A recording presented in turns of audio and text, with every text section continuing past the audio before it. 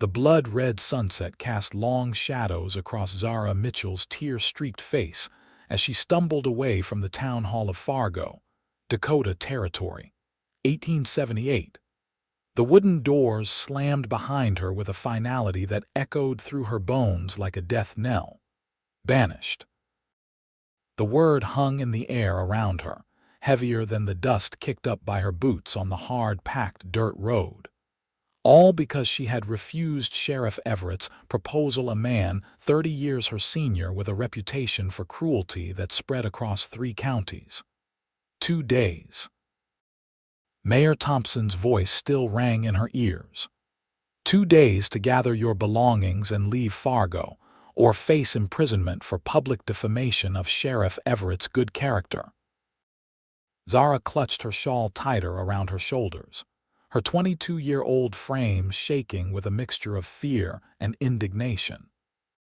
The cool September air bit at her skin, but it was nothing compared to the chill of betrayal from the town she'd called home since her parents had brought her west as a child. Good character, she muttered bitterly. As if refusing to marry a man who beats his horses and threatens widows is defamation. The last rays of sunlight disappeared behind the distant hills as Zara reached the small homestead she shared with no one since her parents had succumbed to influenza the previous winter. The modest cabin sat on the edge of town, a lonely sentinel against the vast prairie beyond. Inside, the emptiness greeted her like an old friend, the only one she had left now. She collapsed onto her bed, allowing tears to flow freely. What would she do? Where would she go? A woman alone on the frontier faced dangers that made even the bravest men cautious. She had some savings, the money from selling her father's smithy tools, but not enough to start anew somewhere distant enough to escape Sheriff Everett's influence. Morning came with no mercy for her red-rimmed eyes. Zara moved methodically, packing the essentials into her father's old trunk. Clothing, her mother's silver hairbrush, the family Bible with names inscribed in fading ink. Each item a memory, each memory another wound. A knock at her door startled her. Fear spiked through her veins. Had Sheriff Everett come to torment her one last time? Her fingers closed around her father's old pistol before she approached the door. "Who is it?" she called, trying to keep her voice steady. "Hayes Ironwood, madam. I've come about the mare you're selling." Zara frowned. She wasn't selling any horse, but curiosity and the distinctly non-threatening tone of the man's voice prompted her to open the door a crack, pistol hidden in the folds of her skirt. The man standing on her porch was tall, broad-shouldered, with eyes the color of storm clouds and a jawline that could have been carved from granite.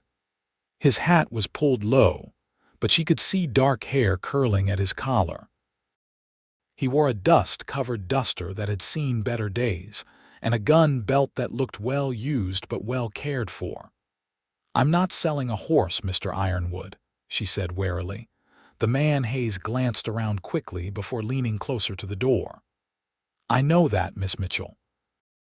But I also know you're in trouble. May I come in?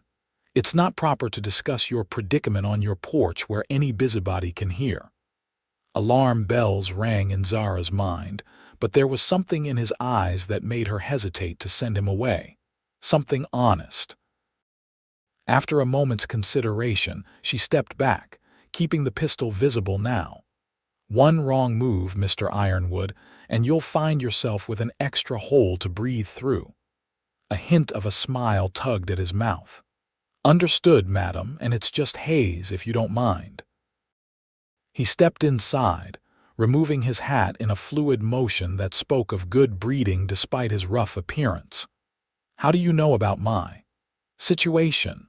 Zara asked, not lowering the pistol. Hayes sat only when she gestured toward a chair and kept his hands visible on the table. News travels fast in a small town, especially when the news involves Sheriff Everett not getting what he wants. "I was in the saloon last night when he was drowning his wounded pride in whiskey. made quite a spectacle of himself, threatening what he'd do if you didn't reconsider. Zara's stomach churned with dread. "And you're here because I've had my own run-ins with Everett," he said, his voice hardening. "And because no woman should be forced to marry against her will, especially not to a snake like him. Why would you help me? You don't know me." "I know enough," Hayes said simply. "I know you turned down the most powerful man in the county despite knowing the consequences. That tells me you're either the bravest or the most foolhardy woman in Dakota Territory." His gray eyes held her gaze. "Either way, you've earned my respect." Zara finally lowered the pistol but kept it on her lap. "Respect won't get me out of Fargo before Everett makes good on his threats." "No, but I will." Hayes leaned forward. "I own a small ranch about 15 miles west of here. It's not much, but it's outside Fargo's jurisdiction. I can take you there until you decide where to go next." Suspicion flared in Zara's eyes. "And what would you want in return, Mr. Ironwood? I'm not trading one unwanted proposal for another." Hayes had the decency to look offended. "Nothing of the sort, Miss Mitchell. I'm offering help because it's the right thing to do. My mother raised me to believe that a man who stands by while evil happens is no man at all." Zara studied him for a long moment. There was danger in trusting a stranger, but perhaps less danger than in staying. "When would we leave?" "Tonight." "After sunset. Pack only what you can carry on horseback. I'll bring an extra mount for you." "Why wait until night? I have until tomorrow evening before the banishment takes effect." Hayes stood, settling his hat back on his head. "Because Sheriff Everett left town this morning to visit the county seat in Bismarck. He'll be gone until tomorrow afternoon. By the time he returns to find you gone, we'll be well away." After Hayes left, Zara stood in the middle of her cabin, indecision warring within her. Could she trust this cowboy with the storm cloud eyes? She had precious few options. The alternative was to face the frontier alone or surrender to Everett's demands.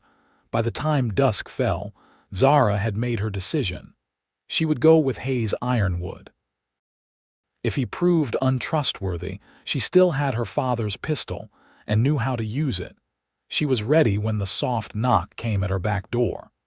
Hayes stood there with 2 horses, a sturdy chestnut gelding and a dappled gray mare. "Are you certain about this?" Zara asked, her voice barely above a whisper as Hayes secured her trunk to the packhorse he'd brought along with the mounts. "About helping you." He tightened a strap, his movements efficient. "Yes, you could be charged with aiding a criminal. That's what I am now in the eyes of Fargo's law." Hayes turned to face her, moonlight silvering his features. "Fargo's law isn't the only law that matters, Miss Mitchell. There are higher laws of decency and justice. Sheriff Everett won't see it that way." "Then I'll be your law," Hayes said with a quiet intensity that made Zara's breath catch. "I'll be your law of love and protection until you can stand on your own feet again." Something stirred in Zara's chest at his words. Not romance. Not yet. But a seed of trust taking tentative root in soil she'd thought too barren for such things. They rode out under cover of darkness, 2 shadows merging with the vast Dakota night. Zara didn't look back at the town that had turned its back on her. Instead, she focused on the broad shoulders of the man riding ahead, leading her toward an uncertain future that somehow felt more hopeful than the one she was leaving behind. The journey to Hayes's ranch was conducted mostly in silence, broken only by the occasional direction from Hayes or the soft nickering of their horses. Zara was grateful for the quiet. It gave her time to process the dramatic upheaval of her life in the span of just 2 days. By the time the first hints of dawn streaked the eastern sky, they crested a small rise, and Hayes reined his horse to a stop. Before them, nestled in a gentle valley with a creek running along its border, sat a modest ranch house with a barn and corral. It wasn't grand by any means, but to Zara's weary eyes it looked like sanctuary. "It's not much," Hayes said, echoing his earlier words, "but it's mine free and clear." "It's beautiful," Zara replied honestly, taking in the peaceful scene. As they approached, a dog's bark broke the dawn stillness. A large border collie bounded from the direction of the barn, followed by an older man with a pronounced limp. "That's Jasper," Hayes explained. "My ranch hand and friend. He knows you're coming." The old cowhand greeted them with a tip of his hat and a weathered smile that crinkled his entire face. "Miss Mitchell, welcome to Ironwood Ranch. I've got breakfast waiting and fresh water heated for washing up." Zara dismounted stiffly, her body unaccustomed to long hours in the saddle. "Thank you, Mr. Jasper." "Just Jasper, miss. No Mr. needed for an old saddle tramp like me." Inside, the ranch house was simple but clean, with sturdy furniture and a few touches handmade quilts, books stacked on shelves that gave it warmth. After washing up in the small bedroom Jasper showed her to, Zara joined the men for a breakfast of eggs, bacon, and biscuits that made her realize how little she'd eaten since receiving the banishment order. "You've got some breathing room here," Hayes said as they ate. "Sheriff Everett's influence doesn't reach this far west. This land is under the jurisdiction of Marshal Calloway in Fort Lincoln. He's a fair man." "Even so," Zara said, "I can't impose on your hospitality for long. I need to make plans." Hayes studied her over the rim of his coffee cup. "Where will you go?" It was a question Zara had been asking herself since the banishment. "I have a cousin in Sacramento. We've corresponded over the years. She might take me in until I can find work." "California's a long way," Hayes observed, "and travel isn't cheap or safe for a woman alone." "I have some savings. Not much, but enough for a stagecoach ticket." "Give it some thought," Hayes suggested. "There's no rush to decide today. Rest. Recover your strength. The ranch isn't much, but there's plenty of food and you're safe here." Safety was a luxury Zara hadn't expected to feel again so soon. After breakfast, exhaustion caught up with her, and she retired to the small bedroom where she fell into a dreamless sleep. When she woke, the sun was high in the sky, and the smell of something savory filled the house. She found Jasper in the kitchen, stirring a pot of stew. "There you are, Miss Mitchell. Thought you might sleep the day away, and who could blame you? Get yourself a bowl, this stew's about ready." "Where is Mr. Ironwood?" she asked, accepting the hearty portion Jasper ladled out for her. "Hayes is mending fence on the north pasture. Keeps himself busy, that one. Always has ever since." Jasper trailed off, looking suddenly uncomfortable. "Since what?" Zara couldn't help asking. Jasper shook his head. "Not my story to tell, miss." "Hayes will share it when he's ready if he chooses to." Curiosity piqued, Zara didn't press the matter. Instead, she asked, "Is there something I can do to help around here? I'm not one to sit idle while others work." "Can you cook?" "Yes, quite well. My mother taught me." Jasper's face lit up. "Then that's help enough. I can wrangle cattle and mend tack, but my cooking's barely fit for human consumption. Hayes is too polite to say so, but I know he suffers through my meals." Zara laughed, her first genuine laugh in days. "Then I'll cook dinner tonight. It's the least I can do." The remainder of the day passed in a comfortable rhythm. Zara familiarized herself with the kitchen, inventoried supplies, and decided on a menu for the evening meal. When Hayes returned, dusty and tired from his day's work, the smell of fresh bread and roast chicken greeted him. His surprise and appreciation were evident in his eyes as he washed up for dinner. "You didn't have to do this, Miss Mitchell." "Zara," she corrected him. "If I'm to call you Hayes, then you must call me Zara. And yes, I did have to do this. I won't be a burden." "You're not a burden," Hayes said softly. "You're a guest." The three of them ate together, and conversation flowed more easily than Zara would have expected. Hayes spoke of his small herd of cattle, the challenges of ranching in Dakota Territory, and his hopes to expand someday.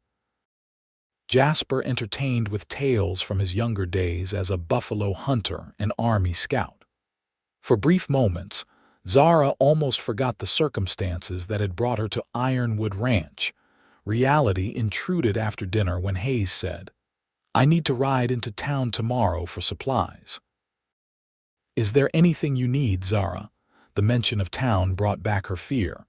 "You're going to Fargo. Isn't that dangerous?" "Not Fargo," Hayes clarified. "There's a smaller settlement called Coopersville about 10 miles south. Sheriff Everett rarely bothers with it too small for his tastes." Relief washed over her. "Perhaps some writing paper and envelopes. I should write to my cousin in Sacramento." "Consider it done." Later, as darkness settled over the ranch and Jasper retired to his quarters in the barn, Zara found herself alone with Hayes on the porch. The night was clear, stars scattered like diamonds across the vast Dakota sky. "Thank you," she said after a comfortable silence. "Not just for the sanctuary, but for treating me like a person with choices. Sheriff Everett never did that. To him, I was property to be claimed, not a woman with a mind of her own." Hayes leaned against the porch railing, his profile strong in the moonlight. "No one should be denied their freedom to choose, Zara. I learned that lesson the hard way." "How so?" she asked, sensing an opening to the story Jasper had alluded to earlier. Hayes was quiet for so long she thought he wouldn't answer. When he finally spoke, his voice was low, tinged with old pain. "I was engaged once, to a woman named Clara. She was the daughter of a wealthy rancher near Bismarck. Our families had arranged the match when we were young, but as we grew, we genuinely came to care for each other. I thought we were happy." He paused, and Zara waited patiently, sensing the importance of what he was sharing. "A week before our wedding, she confessed that she was in love with someone else, a schoolteacher from back east. She'd been afraid to break the engagement because of how our families would react." His fingers tightened on the porch railing. "I could have insisted she honor the commitment. Her father certainly wanted that, but I could see the misery in her eyes when she looked at me, knowing I wasn't the one she truly wanted." "What did you do?" Zara asked softly. "I released her from the engagement, told everyone it was my decision to spare her the scandal. Her father disowned her anyway when she married her teacher, but they're happy in Chicago now. She writes sometimes." The revelation shifted something in Zara's perception of this quiet, strong man. "That was incredibly honorable." Hayes shook his head. "It was the only decent choice. Love isn't love if it's forced or coerced. Sheriff Everett doesn't love you, Zara. He wants to possess you. There's a world of difference." "I know," she whispered, thinking of Everett's cold eyes whenever he looked at her, like she was a prize to be won rather than a woman to be cherished. "What about you?" Hayes asked. "Was there someone in Fargo, someone special?" "No, there were suitors, but no one." She struggled to find the words. "No one who saw me. They saw my father's business or my face or the idea of a wife, but not me." Hayes turned to face her fully, and in the moonlight his eyes were impossibly gentle. "Then they were fools." The words hung between them, charged with something neither was ready to name. After a moment, Hayes straightened. "It's getting late. You should rest. Tomorrow will bring its own challenges." Zara nodded, suddenly aware of a flutter in her chest that had nothing to do with fear. "Good night, Hayes." "Good night, Zara." As she prepared for bed, Zara found herself dwelling not on the troubles she'd left behind in Fargo, but on the enigmatic cowboy who had risked his own safety to help a woman he barely knew. A man who believed in freedom of choice so strongly he had sacrificed his own happiness to ensure it for someone else. For the first time since hearing the banishment order, Zara slept without nightmares. Days at Ironwood Ranch settled into a rhythm. Zara took over the cooking and helped with household tasks, finding satisfaction in contributing to the small community that had taken her in.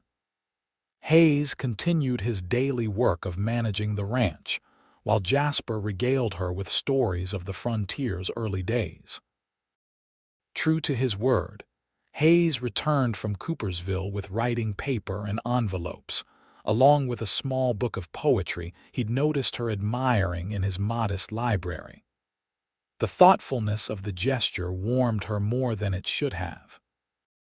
She wrote to her cousin Emily in Sacramento, explaining her situation in careful terms, asking if there might be room for her there.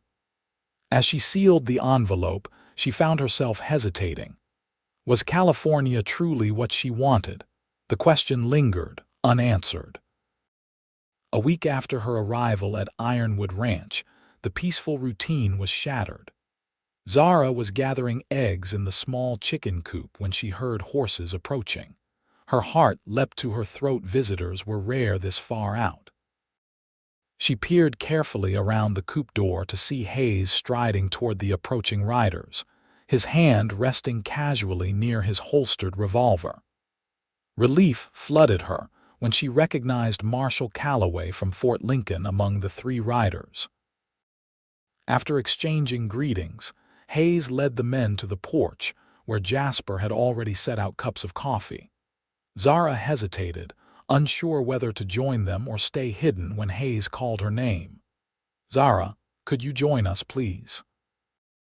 Taking a deep breath, she set down her basket of eggs and walked to the porch, her spine straight despite her apprehension. "Miss Mitchell," Marshal Calloway said, rising politely. "I'm glad to see you're well." "Marshal," she acknowledged with a nod. "Have you come about the banishment?" In a manner of speaking. The marshal gestured for her to sit. "Word reached me about what happened in Fargo. Sheriff Everett has filed charges against Mr. Ironwood here for interfering with lawful banishment and harboring a fugitive." Fear spiked through Zara. "Hayes has done nothing wrong." "I'm the one." "Peace, Miss Mitchell," the marshal interrupted gently. "I'm not here to arrest anyone. I'm here because I have serious concerns about the legality of your banishment. Town councils don't have the authority to banish citizens without due process, especially not for refusing a marriage proposal." Hope flickered to life in Zara's chest. "You mean the banishment isn't valid? It's questionable at best, illegal at worst." Marshal Calloway sipped his coffee. "I've sent a telegram to the territorial governor's office requesting clarification. In the meantime, I've informed Sheriff Everett that he has no jurisdiction here and that any attempt to apprehend either of you would be considered overreach of his authority." Hayes, who had been silent until now, asked, "How did Everett take that news?" The marshal's expression darkened. "Not well. He has powerful friends in Fargo and he's not accustomed to being denied what he wants." "Will that be enough to stop him?" Zara asked, voicing the fear they all felt. "For now," Marshal Calloway said, but his tone held reservations. "But I'd advise caution. Stay on the ranch as much as possible, Miss Mitchell, and you," he turned to Hayes, "keep your eyes open." After the marshal and his deputies departed, a heavy silence fell over the ranch house. Zara stared at her hands, guilt washing over her. "I've brought trouble to your door," she said finally. "Perhaps I should continue to California after all." "Running won't solve this," Hayes said firmly. "The marshal is right, the banishment was illegal. We need to see this through." "Why?" Zara demanded, standing abruptly. "Why risk yourself for me? You've done enough, Hayes, more than enough." Hayes stepped closer, close enough that she could see the flecks of blue in his gray eyes. "Because it's the right thing to do. Because no one stood up for my mother when she needed it, and I swore I'd never make the same mistake." The mention of his mother, something he'd never spoken of before, caught Zara off guard. "What happened to your mother?" A shadow passed over Hayes's face. She was accused of theft by a powerful man whose advances she'd rejected. No one believed her over him, even though she was innocent. She died in prison waiting for a trial that never came. His jaw tightened. I was 14. Understanding dawned. That's why you helped me, because of her. At first, Hayes admitted. But now. He hesitated, then continued with quiet intensity. Now I'm doing it for you, Zara, because you deserve justice, because you deserve to hold your head high and live without fear. Because in the short time you've been here, I've seen your courage, your kindness, your determination, and those things are worth fighting for. The declaration hung between them, filled with meanings neither was ready to fully acknowledge. Zara's breath caught as Hayes reached out slowly, telegraphing his movements, and tucked a stray lock of hair behind her ear. We'll face this together, he promised. Whatever comes. Before she could respond, Jasper appeared at the door. Riders coming, fast. The moment shattered as Hayes moved swiftly to the window, hand dropping to his revolver. How many? 4, maybe 5, coming from the direction of Fargo. Hayes's expression hardened. Get the rifle, Jasper. Zara, go to the cellar. There's a trapdoor in the pantry. I won't hide while you risk your life for me, she protested. This isn't up for debate, Hayes said, his voice brooking no argument. Please, Zara. The genuine concern in his eyes convinced her.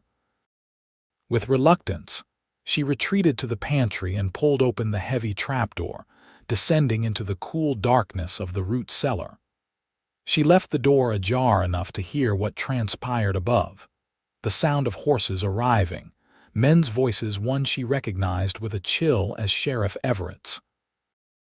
Though she couldn't make out all the words, the tone was clear, confrontational, threatening.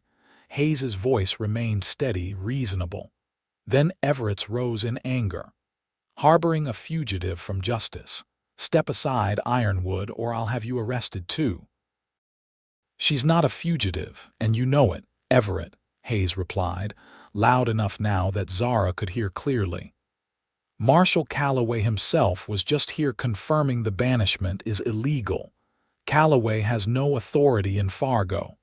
And you have no authority here, Hayes countered. This is Lincoln County, not Fargo. Now I suggest you and your men turn around before this gets ugly. A tense silence followed, broken by the unmistakable sound of a gun being cocked. Last chance, Ironwood. Send out the Mitchell woman or we'll come in and get her ourselves. That's not going to happen. Hayes's voice was deadly calm. You're trespassing on my land, Everett. I'm within my rights to defend it. Zara couldn't stand it any longer. She wouldn't let Hayes die protecting her. With determination, she climbed out of the cellar and made her way quietly to where her father's pistol lay in her bedroom drawer. Checking that it was loaded, she moved toward the front door. Through the window, she could see the standoff. Hayes and Jasper on the porch, facing Sheriff Everett and 4 deputies on horseback, all with hands hovering near their weapons. Taking a deep breath, she stepped onto the porch. Sheriff Everett, she called, her voice stronger than she felt. I'm the one you want. Leave these men alone. Zara, get back inside, Hayes ordered without taking his eyes off Everett. Well, well, Everett drawled, a slow smile spreading across his face. There she is, the woman too good to be a sheriff's wife. How's life as a fugitive treating you, Zara?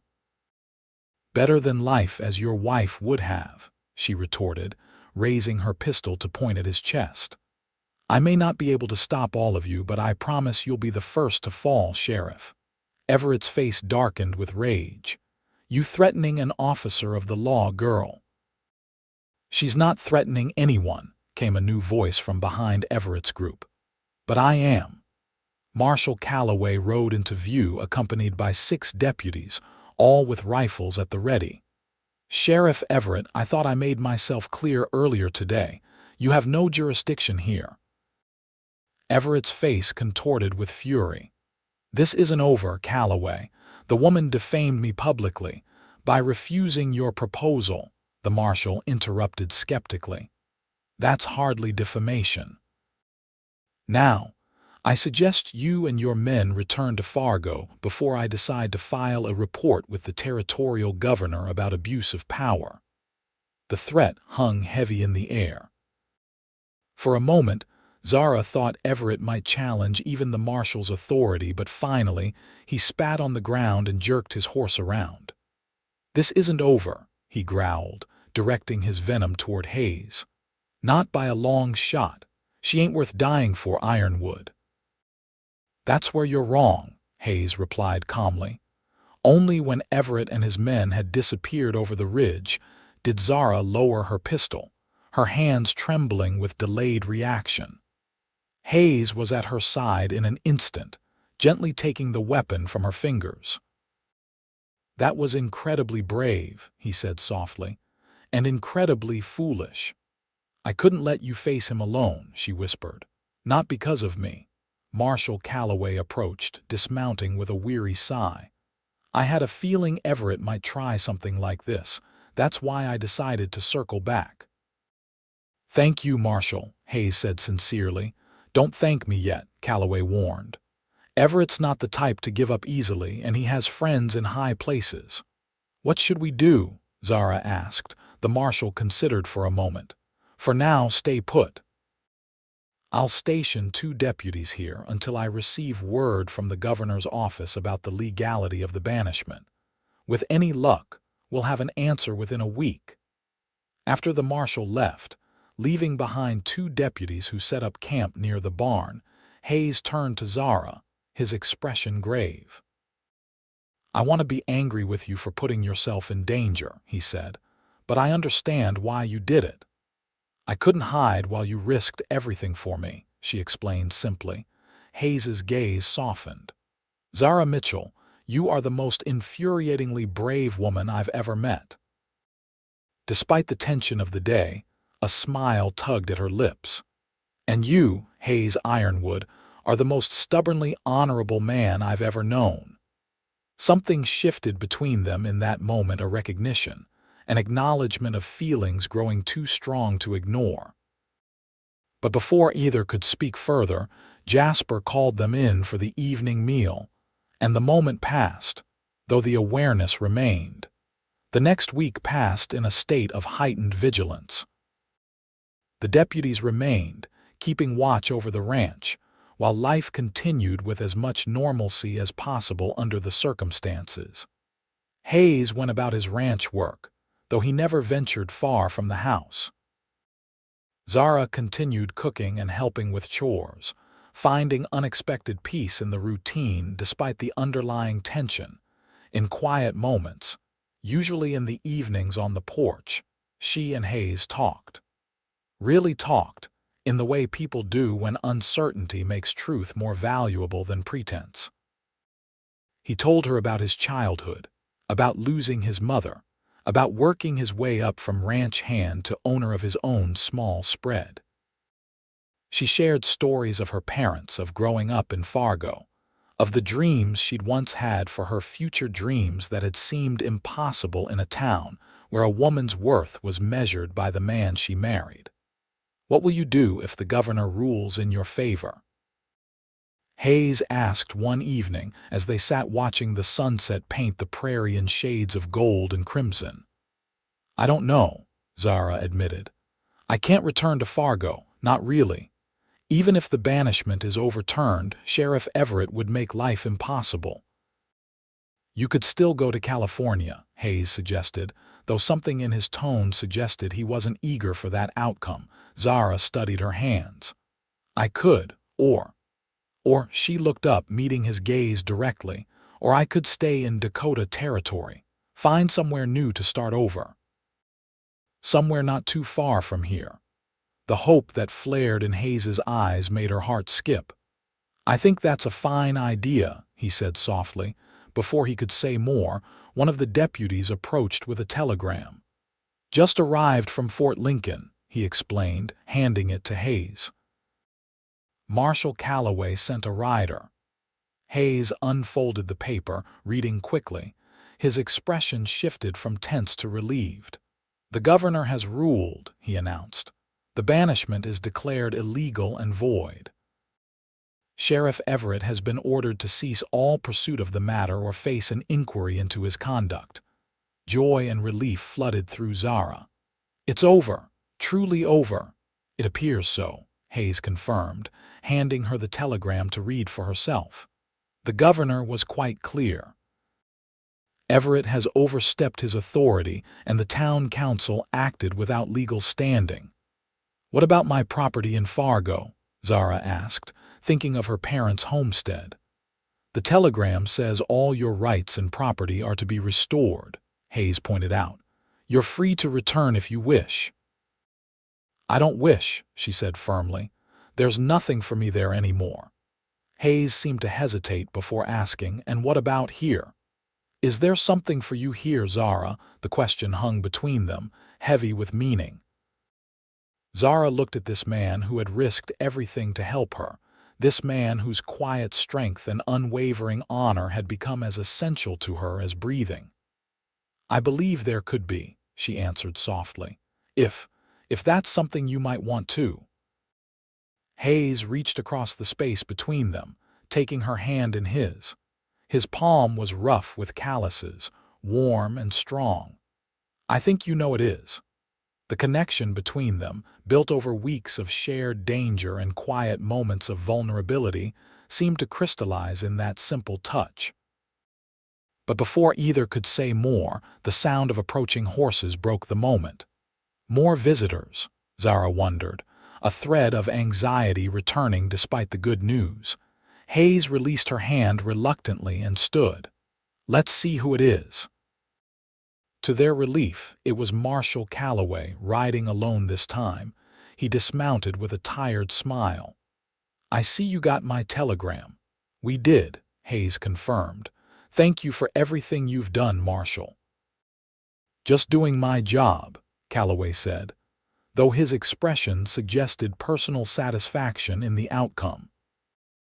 "I thought you'd like to know that Sheriff Everett has been temporarily relieved of his duties, pending an investigation into several complaints that have suddenly surfaced now that people feel safe coming forward." "What kind of complaints?" Zara asked. "The kind that suggest his treatment of you wasn't an isolated incident," the marshal said grimly. "Intimidation, abuse of power, bribery. Once people realized the territorial governor was paying attention, they found their courage." "Will the charges stick?" Hayes asked. "Too early to say, but I'd be surprised if Everett returns to his position. In the meantime, a temporary sheriff has been appointed in Fargo, a good man named Daniel Harper." The news was better than Zara could have hoped for. Not only was she free, but Everett would face consequences for his actions. "What will you do now, Miss Mitchell?" the marshal asked. "Will you return to Fargo?"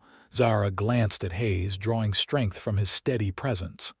"No, I don't think so. I may sell my property there, but my future lies elsewhere." The marshal nodded, a knowing look passing between him and Hayes. "Well, wherever that future takes you, you have friends in Fort Lincoln if you need them." After sharing a meal with them, Marshal Calloway departed, taking the deputies with him now that the immediate danger had passed. For the first time in weeks, Zara, Hayes, and Jasper were alone at the ranch. The shadow of Everett's threat finally lifted. That evening, after Jasper had retired to his quarters, Hayes found Zara on the porch, gazing at the stars. He settled beside her on the bench, close enough that their shoulders brushed. "So," he said quietly, "about that future of yours." Zara turned to face him, her heart racing with anticipation and a touch of fear. "Yes." Hayes took her hand again, his thumb tracing gentle circles on her palm. "I know it might seem sudden to some, but these past weeks have shown me what kind of woman you are, Zara Mitchell. Brave, kind, stubborn as all get out."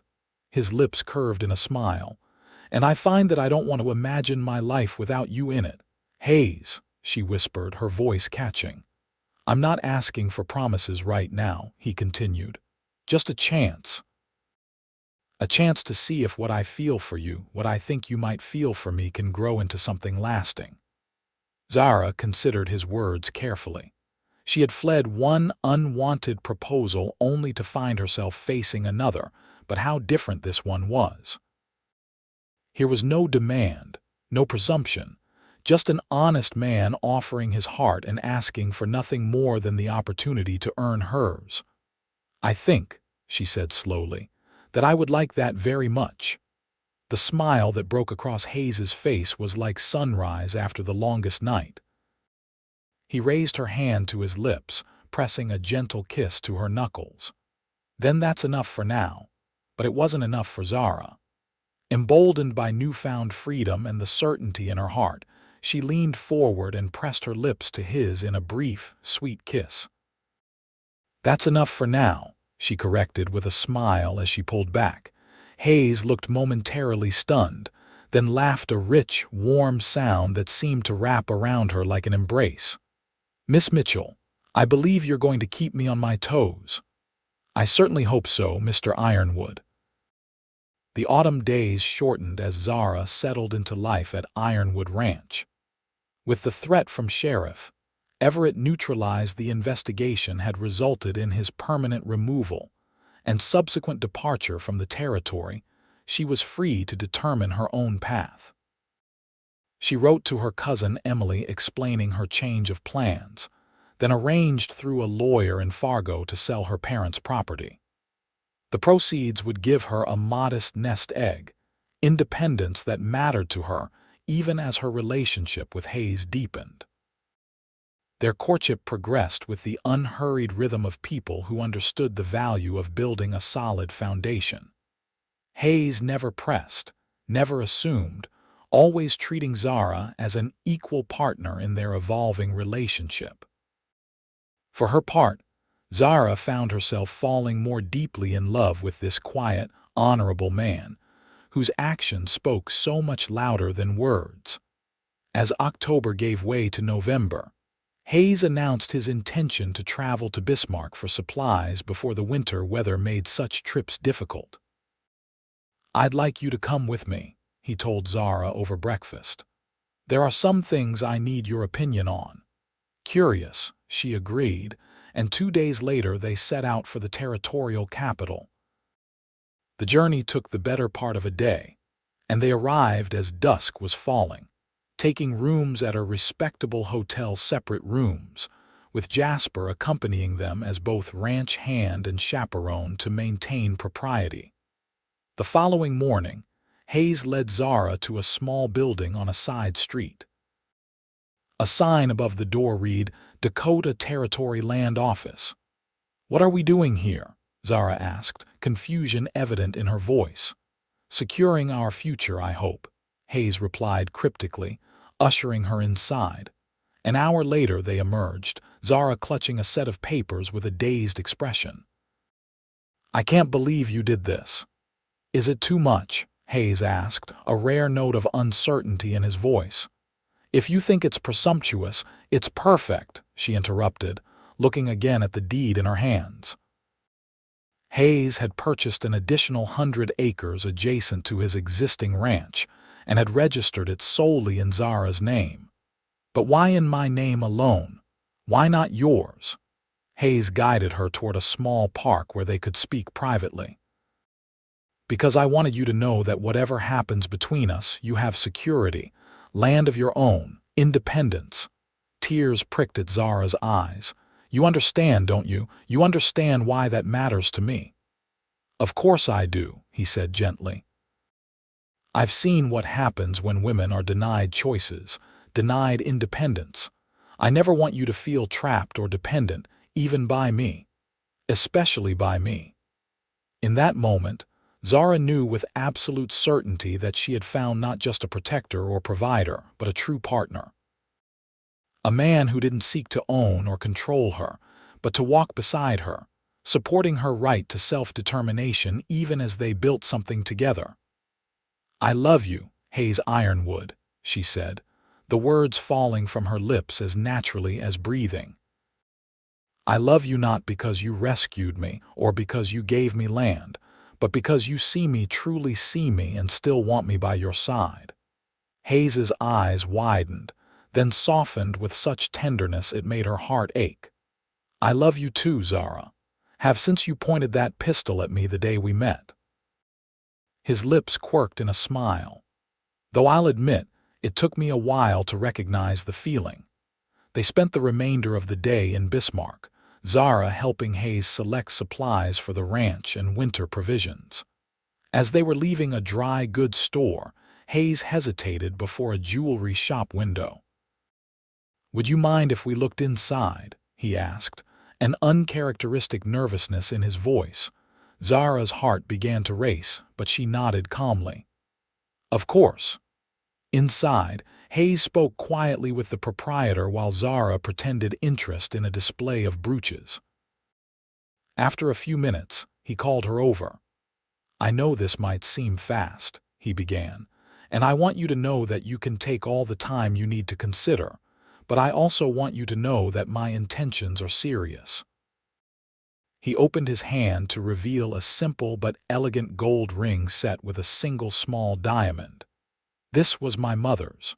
One of the few things I have of hers. I had it sized to fit you, but only if when you decide you want to wear it." Zara looked from the ring to Hayes's face, seeing the love and hope written there. "Are you asking me to marry you?" "I'm asking if I might ask you when you're ready to hear the question," he clarified. "This isn't a demand or expectation, Zara. It's a promise that whenever you're ready, I'll be here." Such consideration, such respect for her need to move at her own pace confirmed what Zara already knew in her heart. "Ask me," she said softly. Hayes blinked in surprise. Now, a smile spread across her face. "Yes, now." "Ask me now, Hayes Ironwood." With trembling fingers, Hayes took her hand. Right there in the jewelry shop, with the proprietor pretending not to watch and afternoon sunlight streaming through the windows, he said, "Zara Mitchell, I promise to stand beside you, not above you or before you. To respect your independence even as we build a life together, to be your partner in all things. Will you marry me?" "Yes," she answered without hesitation. "Yes, I will marry you." Hayes slipped the ring onto her finger, and as he leaned down to seal their engagement with a kiss, Zara marveled at how the worst moment of her life, the banishment from Fargo, had led her to the best. They were married on Christmas Eve in a small ceremony at Ironwood Ranch, with Marshal Calloway officiating and Jasper standing as Hayes's best man. Zara wore a new blue dress and carried pine boughs tied with ribbon instead of flowers. Snow fell gently outside the windows as they spoke their vows before a blazing hearth. "I promise to be your shelter in storms and your companion in calm waters," Hayes vowed, his voice steady and sure. "To respect your independence even as we grow together. To be your husband, your partner, and your friend for all the days of our lives. I promise to stand by your side through hardship and joy," Zara responded, her heart so full she could barely speak the words. "To build our home and our future together as equals. To love you faithfully and fearlessly for as long as we both shall live." As Marshal Calloway pronounced them husband and wife, Zara thought of how far she had come from that terrible day in Fargo when the banishment had been pronounced. How strange that Sheriff Everett's cruelty had ultimately led her to such happiness. The small group shared a festive wedding supper, and when the guests had departed, Jasper, tactfully spending the night in Coopersville, Hayes carried Zara over the threshold of their bedroom. "Welcome home, Mrs. Ironwood," he whispered against her hair. "I've been home since the day you brought me here," she replied, raising her face for his kiss. Their life together unfolded with the changing seasons. Winter gave way to spring, and with the thaw came news that the additional land Hayes had purchased for Zara would be perfect for raising horses, a dream she had harbored since childhood, but never voiced until now. We could start small, Hayes suggested as they walked the property one mild April morning. A few good breeding mares, a stallion with solid bloodlines, build slowly. You really think it could work? Zara asked, excitement building at the prospect of creating something of her own within their partnership. With your determination, I've no doubt. Hayes wrapped an arm around her shoulders. Besides, between your horse sense and my cattle experience, we could build something special here. Something to pass on someday. The mention of a future generation brought a blush to Zara's cheeks and a knowing smile to Hayes's lips. They hadn't explicitly discussed children yet, but the idea had been taking root in both their hearts.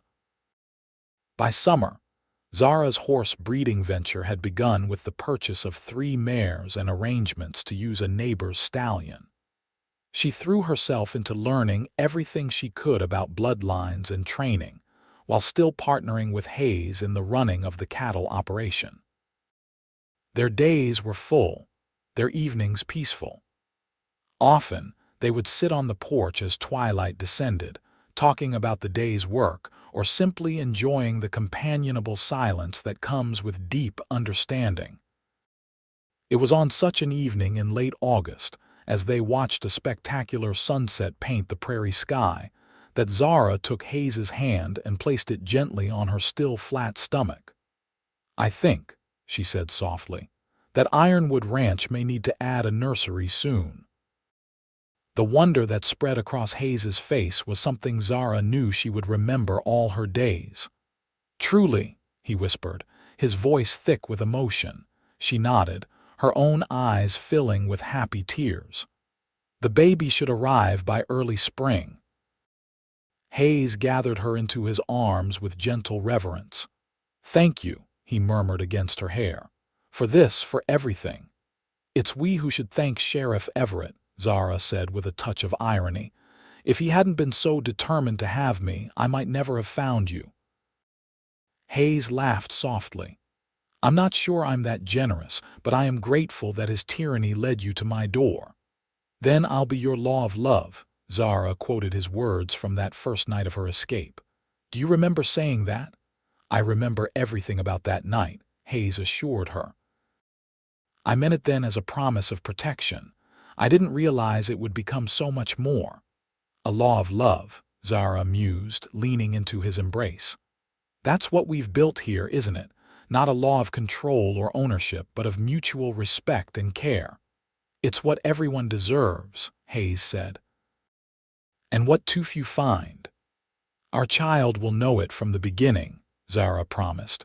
"We'll grow up seeing what real partnership looks like." The months passed, and as winter settled once more over the Dakota prairie, Zara's body changed with the growing life within. Hayes treated her with a tenderness that never became patronizing, respecting her determination to remain active in ranch affairs, even as he insisted she take necessary rest. Word of Zara's horse breeding venture had spread, and by December, they had orders for 2 foals expected in the spring. What had begun as a dream was becoming a viable business, one that complemented the cattle ranch and utilized the adjoining properties to their full potential. They celebrated their first anniversary quietly, exchanging simple gifts and reminiscing about how much had changed in a year. Neither mentioned the shadow that had brought them together. Sheriff Everett had become a distant memory, his name rarely spoken between them. Until the day in February, when Marshal Calloway rode up to Ironwood Ranch with news. "Everett's back in the territory," he announced without preamble when Hayes met him at the door. "He was spotted in Bismarck 2 days ago." Hayes's expression hardened as he ushered the marshal inside, where Zara sat by the fire, her advanced pregnancy making her movements slow and deliberate. "Does he know where we are?" Hayes asked, moving protectively to Zara's side. "He was asking questions," Calloway confirmed grimly. "About both of you." Zara's hand went instinctively to her rounded belly.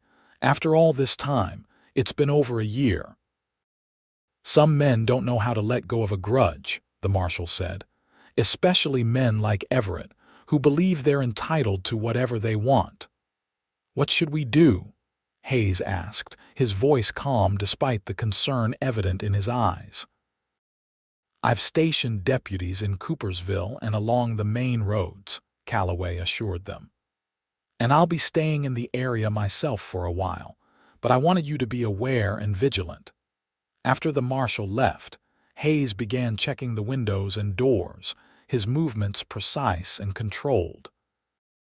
Zara watched him, recognizing the signs of the protective instinct that had drawn her to him in the first place.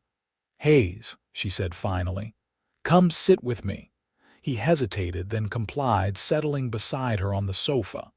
"I don't like this, Zara, not with the baby so close." She took his hand, placing it on her belly where their child kicked vigorously. "Feel that. That's our future, Hayes. I refuse to let Everett threaten it or make us live in fear. I know." Hayes exhaled slowly, "But I almost lost you once." "I couldn't bear it if you won't lose me," she interrupted firmly. "We've built something too strong to be destroyed by a man like Everett." Hayes smiled despite his worry. "When did you become the reassuring one in this partnership?" "When I realized that loving you gave me more courage than I knew I possessed," she replied simply. They took reasonable precautions in the days that followed. Jasper kept his rifle close as he went about his chores, and Hayes never ventured far from the house. But they refused to let fear dominate their lives, continuing preparations for both the spring calving season and the arrival of their child. A week passed with no sign of Everett, then another. Marshal Calloway reported that the former sheriff had been seen boarding a train for Minnesota, apparently giving up whatever vengeful plans he might have harbored. The tension began to ease, and life at Ironwood Ranch returned to its normal rhythm, focused now on the imminent arrival of the newest family member.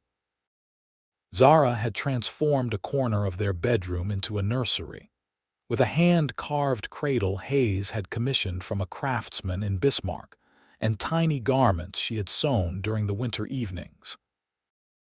March arrived with its characteristic unpredictability, one day warm enough to suggest spring's approach, the next bitterly cold with threatening snow.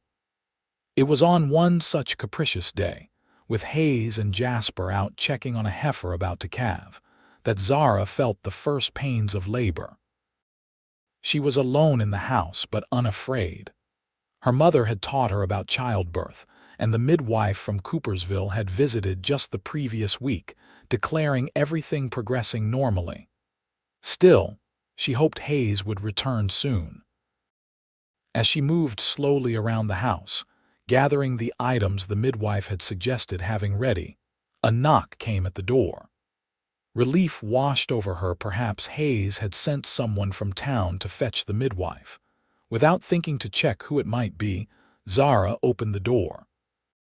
Sheriff Everett stood on the porch, older and grayer than she remembered, but with the same cold eyes. His gaze dropped to her pregnant belly, and a look of disgust crossed his face. "Well, well," he drawled. "Looks like the cowboy didn't waste any time staking his claim." Fear gripped Zara, but she forced her voice to remain steady. "What do you want, Everett? You're trespassing on private property." He smiled, an expression devoid of warmth. "I came to settle a score, Zara. You and that cowboy husband of yours cost me everything. My job, my reputation, my future. Seems only fair I return the favor." As he spoke, he pushed past her into the house, one hand resting meaningfully on his gun. Zara backed away, her mind racing. Hayes and Jasper could be gone for hours yet. The labor pains were increasing, but still far apart. She needed to keep her wits about her. "That was your own doing," she said calmly. "You abused your power. The territorial governor himself said so. Because of your lies," Everett snarled, his composure slipping. "You could have had a good life as my wife. Instead, you chose to destroy me." I chose freedom, Zara corrected, wincing as another contraction began. I chose not to be owned. Everett noticed her discomfort, and a slow, cruel smile spread across his face. Well, isn't this interesting timing? Where's your protector now, Zara? Out playing cowboy while his wife and child are in danger. Zara's hand moved subtly toward the drawer where Hayes kept a small derringer for emergencies. My husband will be back soon, and Marshal Calloway knows you're in the territory. If anything happens to me, they'll suspect me, sure, Everett conceded, advancing toward her. But I'll be long gone by then. Back to Minnesota, where I've built a new life. All I need is the satisfaction of knowing I've taken everything from Ironwood, just as he took everything from me. As his intentions became horrifyingly clear, Zara's fingers closed around the handle of the derringer. But before she could withdraw it, another contraction hit, stronger than the last, causing her to gasp and double over. Everett laughed. Not so brave now, are you? Through the haze of pain, Zara heard the sound that had become her favorite in the world, hoofbeats approaching the ranch house, followed by Hayes's voice calling her name. Relief and fear warred within her. Hayes was back, but he was riding into danger. Everett heard it too. His expression hardened as he drew his revolver. Perfect timing. Now I can finish this once and for all. Hayes, stay back, Zara shouted with all her strength. Everett is here with a gun. Everything happened at once. The door burst open as Hayes rushed in, his own weapon drawn. Everett spun, firing wildly. The bullet splintered the doorframe as Hayes dove to the side. From outside came the sound of another rider approaching fast. Jasper, Zara realized with rising hope. It's over, Everett, Hayes said, his voice deadly calm as he kept his gun trained on the former sheriff. Put the weapon down. It's not over until I say it's over, Everett snarled, his gun wavering between Hayes and Zara. That moment of indecision was his undoing. With a strength born of desperation and maternal instinct, Zara pulled the derringer from the drawer and fired. The small gun wasn't meant for distance or accuracy, but at such close range, it didn't matter. The bullet struck Everett in the shoulder, spinning him around and causing him to drop his weapon. Hayes was on him in an instant, kicking the fallen gun away and restraining the wounded man despite his howls of pain and rage. Jasper appeared in the doorway, rifle ready, taking in the scene with wide eyes. Get the rope from my saddle, Hayes directed. And then ride for the doctor and Marshal Calloway. Tell them what's happened. As Jasper hurried to comply, Hayes secured Everett to a chair, then rushed to Zara, who had sunk to the floor, the spent derringer still in her hand. Are you hurt? He asked urgently, running his hands over her as if to reassure himself she was whole. The baby, she gasped as another contraction seized her. Hayes, the baby is coming. His face paled, then set with determination. Jasper, he called. Change of plans. Get the midwife first, then the marshal. And hurry. The next hours passed in a blur for Zara. The midwife arrived, taking charge of the birth with calm efficiency while Hayes kept watch over the bound and increasingly pale Everett. Marshal Calloway and his deputies followed, removing the former sheriff to face charges of attempted murder and breaking the terms of his banishment from the territory. Through it all, Zara remained focused on the task before her, bringing new life into the world even as death had so nearly visited their home. Hayes stayed by her side, his strength unwavering, his love a tangible force that helped her through each contraction. As dawn broke over the prairie, a new voice joined the household, the lusty cry of Harrison Ironwood, named for Hayes's father and blessed with his mother's determination. He's perfect, Hayes whispered, cradling his son with awe as Zara watched from the bed, exhausted but triumphant. 10 fingers, 10 toes, and a set of lungs that would put a cavalry bugle to shame. He fought his way into the world on the same day we fought to keep it, Zara observed, reaching out to touch the downy head of their child. That seems fitting. Marshal Calloway returned later that day to report that Everett was under guard at Fort Lincoln, his wound treated but not life-threatening. He'll stand trial for attempted murder, the marshal assured them. With your testimonies and the evidence of his breaking banishment, he'll likely spend many years in prison. Good, Hayes said firmly. I want my son to grow up in a world without that threat hanging over our family. After the marshal departed, promising to return when they were ready to give formal statements, Hayes sat beside Zara on the bed, their son sleeping peacefully between them. When I heard your warning, he said quietly, when I realized Everett was here and you were in danger. I've never known such fear, Zara, or such pride when I saw what you'd done. She covered his hand with hers. We protected each other, that's what partners do. Hayes nodded, a smile slowly spreading across his face. Partners, parents, protectors. We've come a long way from that night you pointed a pistol at me. And yet not so far at all, Zara said thoughtfully. You promised to be my law of love that night. That promise has only grown stronger. And will continue to grow, Hayes vowed, leaning down to kiss her gently. For all our days. In the years that followed, the events of that March day became part of family lore, though the telling softened as young Harrison grew old enough to hear it. Ironwood Ranch prospered, with Zara's horse breeding business developing a reputation for quality that brought buyers from as far as St. Louis. Hayes expanded the cattle operation, while Jasper, who refused all suggestions of retirement, taught young Harrison to ride almost before he could walk. 2 more children joined the family, Elizabeth in 1882, and Thomas in 1884, completing the home that had begun in an act of defiance and courage. Each child learned the values their parents held dear: independence, mutual respect, and the understanding that love is not about possession but partnership. Sheriff Everett served 15 years in territorial prison before being released, old and broken, no longer a threat to anyone. He died in obscurity in a Minnesota poorhouse in 1898, a footnote in the history of Dakota Territory.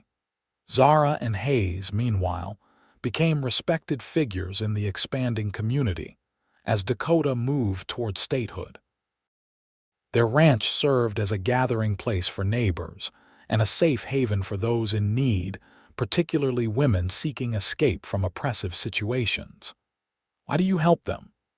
Young Elizabeth asked her mother once, after watching Zara arrange safe passage for a woman fleeing an abusive husband. Because everyone deserves the chance to choose their own path, Zara explained, remembering the day she had faced banishment with nothing but courage and the clothes on her back. And because once, when I needed it most, someone offered me that same chance. She glanced across the room to where Hayes sat helping Thomas with his reading. His hair now touched with silver at the temples, but his eyes still bright with the same integrity and kindness that had captured her heart 2 decades earlier. As if sensing her gaze, Hayes looked up, offering the smile that remained exclusively hers. In that moment, as in countless others over the years, Zara felt the truth of what they had built together, a love founded not on ownership or control, but on mutual respect and unwavering support. A true law of love that had withstood every challenge and grown stronger with each passing season. Outside, the Dakota prairie stretched vast and beautiful under an endless sky, much as it had on the night she had fled Fargo. But now, instead of fear and uncertainty, the horizon promised only more days of the life they had created together, a life of purpose, partnership, and abiding love.